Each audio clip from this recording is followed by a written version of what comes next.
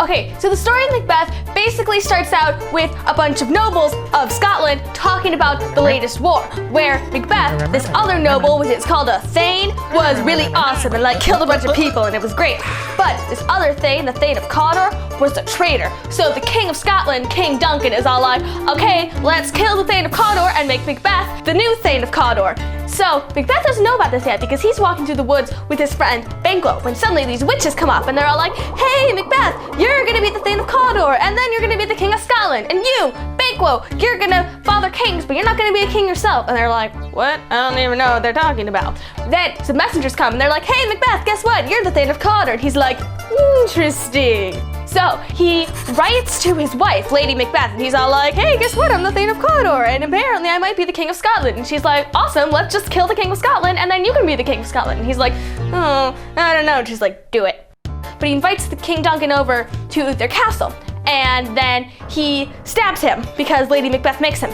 And then Duncan's sons, Malcolm and Donalbain, are like, oh, crap, whoever killed Dad probably wants to kill us too. So I, Malcolm, will go to England and you, Donalbain, go to Ireland. So with no heirs left, the only person to take the throne is going to be Macbeth. So he becomes the King of Scotland, just like in the prophecy. But then he remembers what the witches said about Banquo, and he's like, well, if Banquo's gonna father kings, that means my sons can't be kings, and that sucks. So he decides to murder Banquo and his son Fleance. So he sends murderers after them, and they kill Banquo, but Fleance gets away. And Macbeth is like, oh, that's pretty good. But then at a party, he sees Banquo's ghost, and he's like, oh my god, I'm so guilty. So he goes back to the witches and is like, give me prophecies right now. And they're like, okay, well, 3 prophecies. First of all, beware Macduff, who's this other Scottish noble. But you can't be harmed of anyone of woman born, so awesome.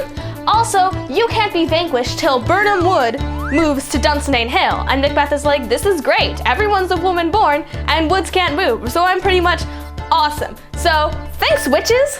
Meanwhile, Macduff, he goes to England where Malcolm is raising an army. And he's like, hey Malcolm, totally want to help you out. But Macbeth finds out that Macduff has fled and he's like, traitor! So he kills his whole family. And Macduff finds out and he's like, oh my god, I'm gonna kill you, Macbeth! So now, Macduff and Malcolm and the English army and the Scottish nobles who think Macbeth is a bad king, they're all gonna attack Macbeth. So this is looking pretty bad for Macbeth right now. To top it all off, Lady Macbeth gets overcome with guilt because she sees blood on her hands and she can't wash it away, and so she kills herself. And then Malcolm and Macduff's army, they're in Birnam Wood, and they're like, okay, we need a way to camouflage ourselves. Let's just get branches from Birnam Wood and it'll be awesome camouflage. So they're moving to Dunsinane Hill, and then Macbeth sees Birnam Wood moving to Dunsinane Hill because they're using this camouflage, and he's like, oh my god, the prophecy came true, ah!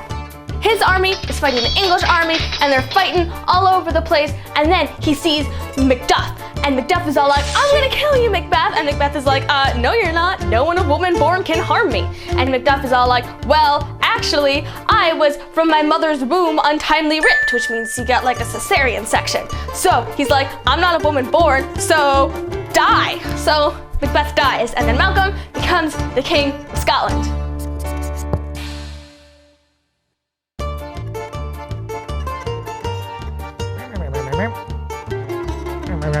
Remember.